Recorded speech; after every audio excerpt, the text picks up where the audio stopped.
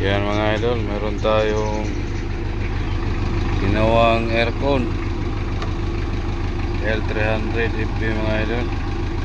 Ito ang laman itong tangke nito mga idol, 2 kilo lang. Dalawang L3 lang din pwede palamigin yan. Yan.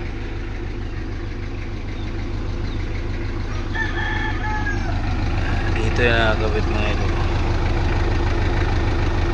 Yan, papasok yung sprayer mga idol para lumamig sa loob.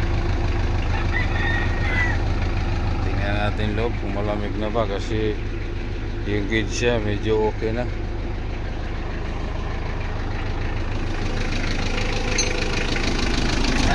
Pressure mga idol, nag-automatic na siguro.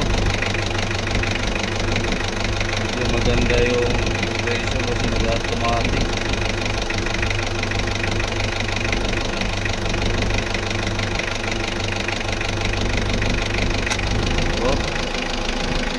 Automatic yung mga idol, mataas yung PM nya.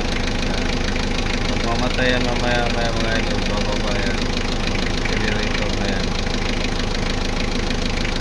Tingnan natin kung bababa nga ba.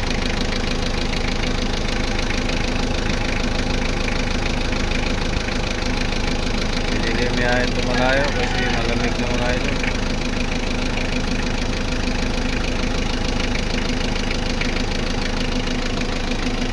Magbabago ito mga idol mamaya pag nag-automatic yung pressure yan.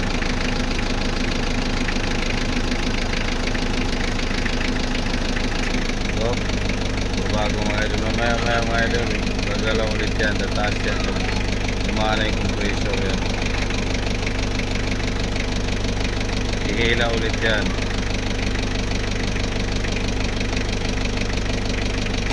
Good, ihila, good. Ayos yan. Malamig yan mga idol.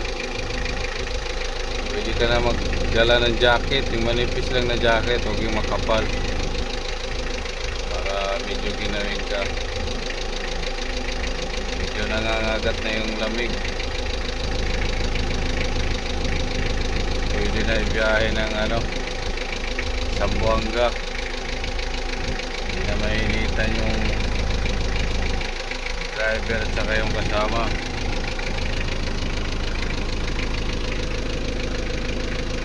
Malamig siya mga idol.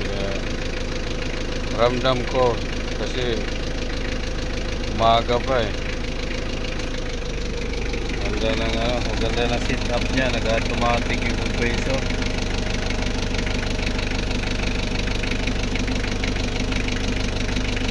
Babalik ulit yan, iikot yan ulit.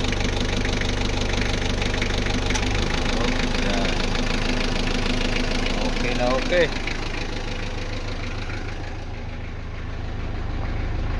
Yan idol, okay na. Nagkarga lang tayo ng 1 kilo. May tira pa pang isang L3.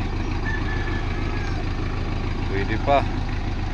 Ganun lang kasimple mga idol, maglagay ng freon. Gamit ka lang ng gauge. Kailangan yan mga idol, huwag lumampas ng 50-60 kasi di malamig yan. Kailangan ganyan lang 25-40 yan, normal na pressure nya. Yan, gumagana yung condenser mga idol, gumagana yung fan kasi kailangan gumana yan para hindi mainit. Yan, bagong dryer yung mga idol. Swerte bagong amo nito, bagong dryer.